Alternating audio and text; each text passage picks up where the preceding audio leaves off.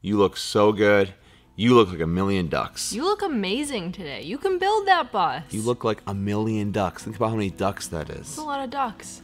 But this is positive affirmation video number 5, and we're here to tell you you can build this bus, you can drive the bus. You can live in that bus. You can probably try to take it through a drive-through. Most of the time that isn't going to work. Watch your antenna. Height restrictions. Because we hit our WeBoost antenna at a Starbucks drive-through. We did, yeah. And that's the last time I'm going through a drive-through with my bus. Watch those height restrictions. Build that bus. You're looking great today. This is episode 5. Let's do it. Here we go. Ride across this country into the starlight. 12,000 miles, turn back, do it again. No destination, it's just a journey. You were my lover and friend. Morning of week 5. All right, guys, day 1, we're setting up the shop. Okay, not day 1, but I've been saying that for 5 weeks. It's been a slow process. We are clearing this area out. I think we're finally gonna get some saws set up. We got our door almost done here, so we'll be able to get the bus in and out if we need. And we're gonna get some actual workspace set up.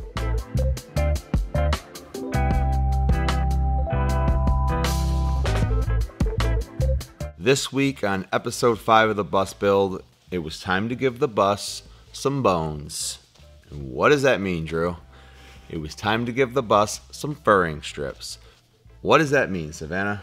Furring strips are pieces of wood that you screw onto the metal framing of the bus. It really does look like bones, but it gives you something to secure your cabinets, your wall panels, most importantly, your ceiling panels, whatever you decide to use up there. And it just gives more for your screw to go into, something easier to fasten into than just metal. So it really helps to have those wood strips all along your framing. Yeah, it's really the basis to build everything off. So once you get that done, it's pretty exciting because now you have anchor points wherever you need them. If you remember back when we sealed our windows, we had to make a spacer around each of the windows to help it seat against the outside of the bus. So we sort of had to do the same thing with the furring strips around the windows. Not all along the furring strip, but just in these little places where our window spacers gapped. So we just used piece of 1/4 inch wood, really easy, cut a square, no particular size, just stuck it in there, and then when we screwed the furring strip on, it didn't wobble like this, it was just one continuous piece, because those pieces above the windows are where our upper cabinets get secured into, so they really need to be straight, they need to be very secure, and the spacers helped with that. We took all our measurements of the inside framing of the bus and just wrote all of that down on a piece of paper, similar to when we did our insulation. We took all the measurements, then made all of our cuts. We had all the 1x2s, which is what we used for our framing. We had them all set out into piles, labeled, so that when we were ready to screw them onto the frame, we could just grab the pile for the driver's wall, grab the pile for the back wall, and it was a little bit more organized. Once you have your boards cut, you hold them up parallel to where you're framing out the windows and everything else, and you get your drill bit, because you're going to be going in to steel. So you got to drill a hole through the wood and then into the steel before you can then get your screw in there. Sounds easy, right? It should be. Turns out most drill bits are terrible, even if you try to buy quality ones. And maybe they work for a while, but then they wear out and they break in there, and then your screws break in there, or you get cheap screws and the heads of the screws break off.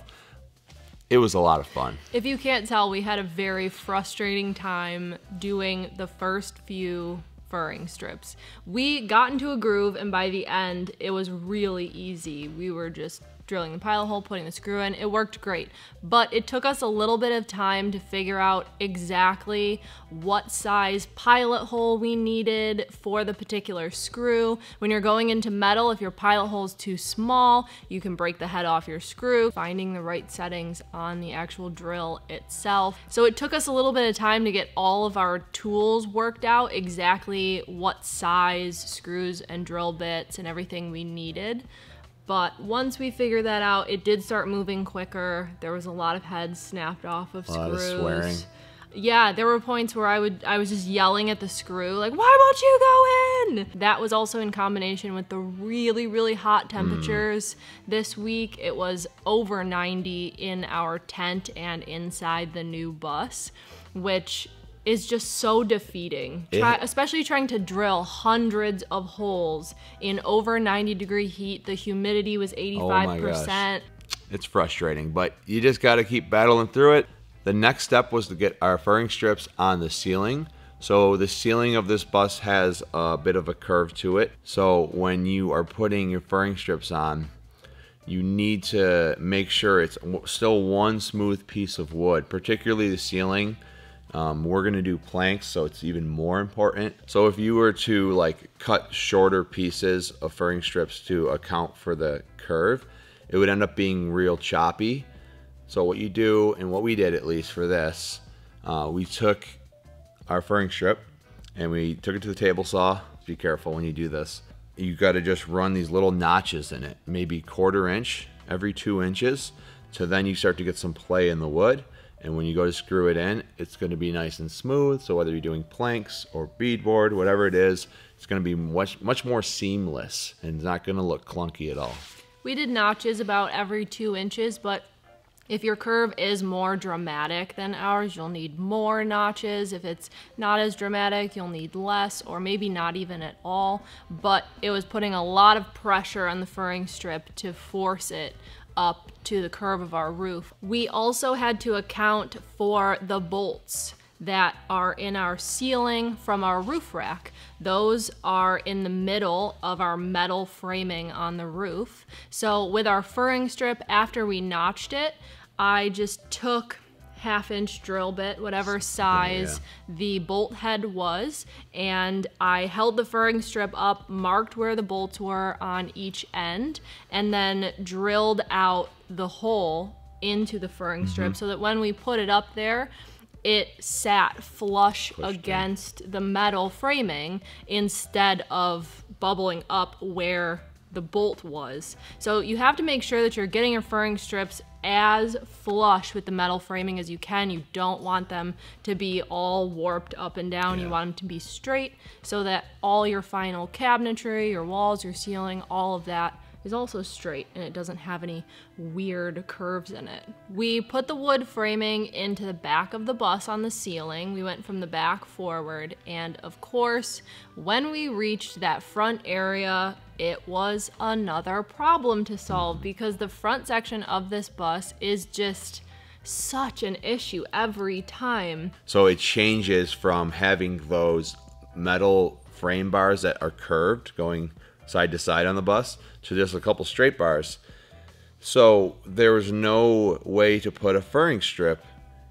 Well, there wasn't until we figured it out. There's no bar to put it on. So we actually had to do the same thing where we notched the wood and put it on those bars, and it did create most of the curve, but we had to create a board above to secure the center point.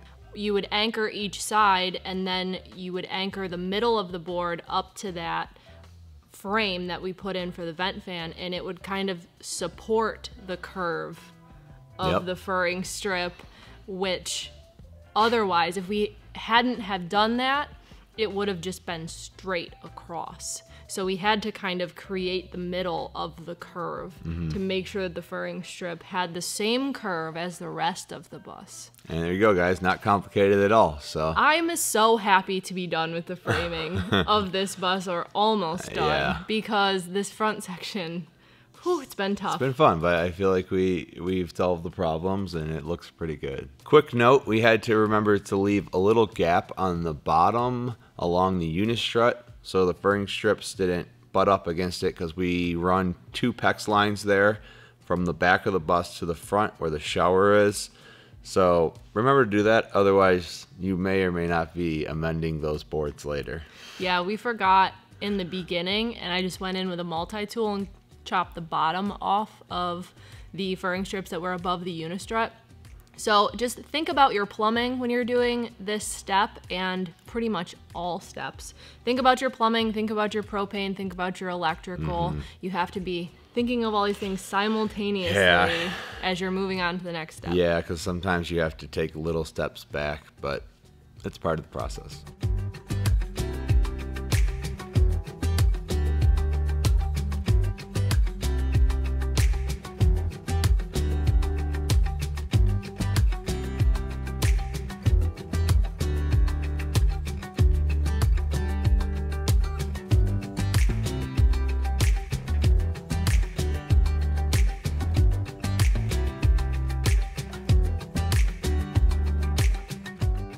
As we started to prepare for the ceiling, I realized we needed to get the wall up for the bathroom just to know exactly where we needed to end our ceiling planks, because last time we did the planks way later. We're going to be doing those very soon.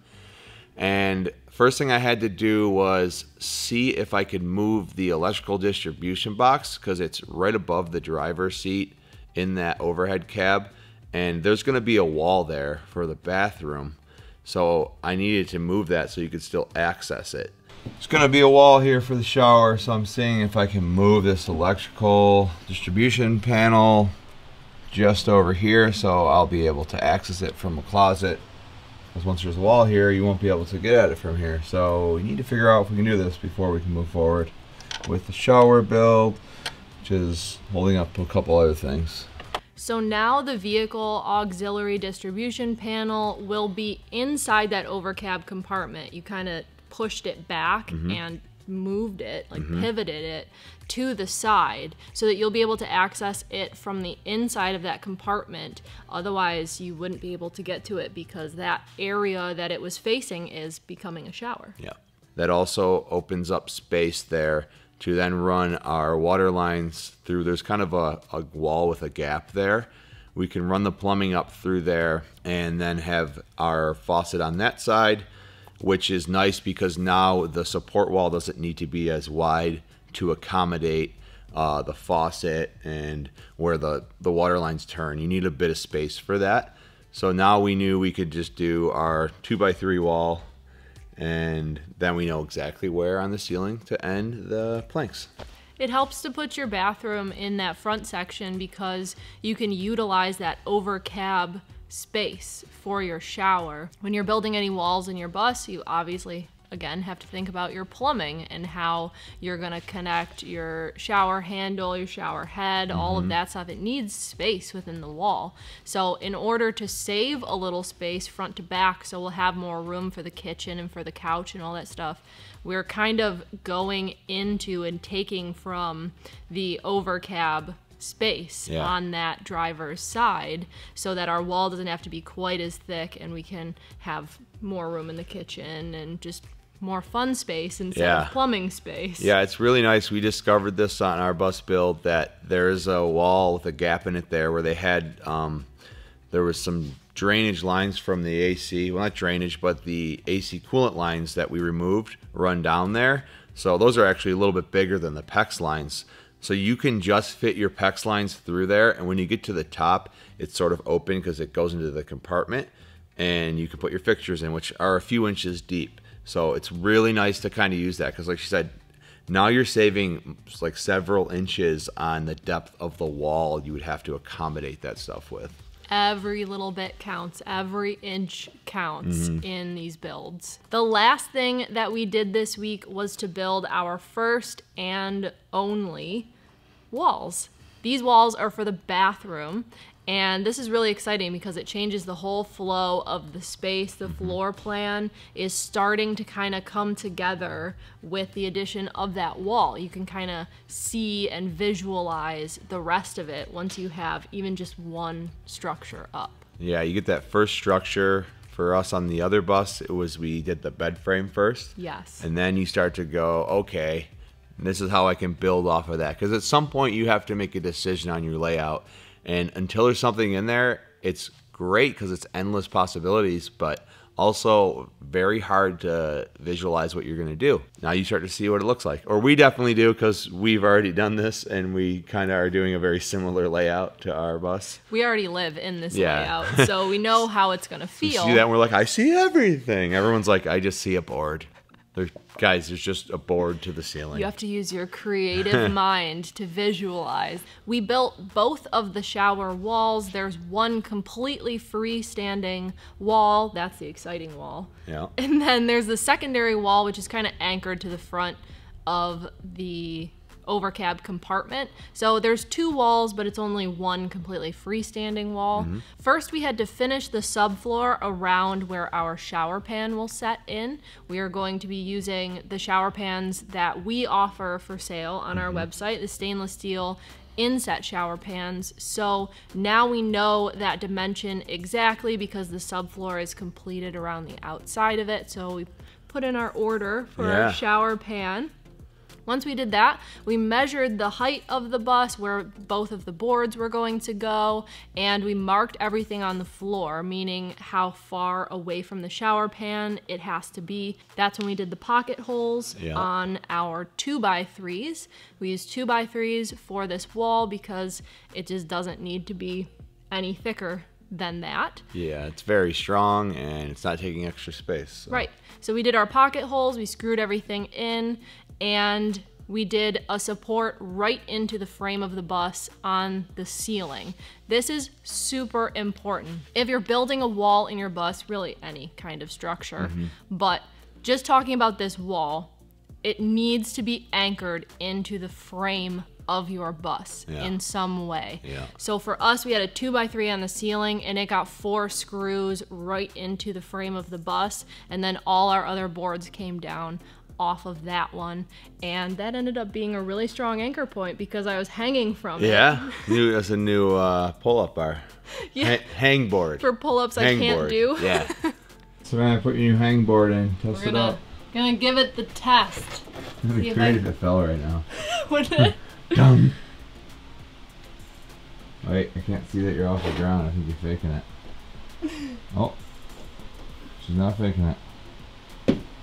Yeah, with everything else with this bus, dealing with the curvature made it a little more complicated. Savannah quickly thought, just run the 2x3 across these 2 beams, so now it's an angle, but then you just cut the boards that go floor to ceiling, just that angle to account so they meet flush, and that worked great. Lots of angles in this bus. I'm getting good at finding angles. Yeah. The freestanding wall to the left of our shower got horizontal supports within it, and those supports are placed exactly where we're going to mount our heater. Because our heater is heavy, you do not want to just screw it into 1/2-inch ply, which is what we'll be skinning this wall with. So the heater needs to be screwed into studs into those 2x3s. So we know the measurement of that backing plate for the heater because we have the same one in our bus. We really love that heater. So we just place them at those intervals so that eventually when we screw in our heater, it'll be really well supported and it'll be anchored right into the frame of the wall.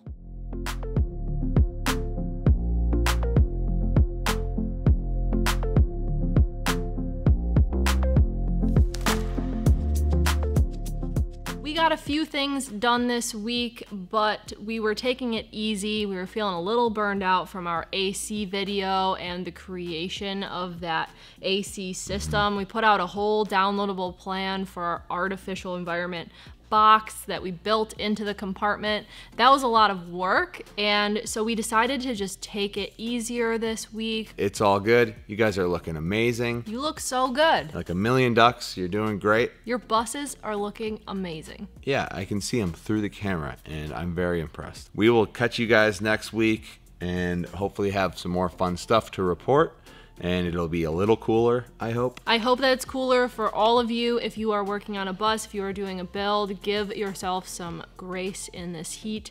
Take a break, drink some water, do all those things you do on the internet. You guys are doing amazing. You're looking so good, and we'll see you next time. Later.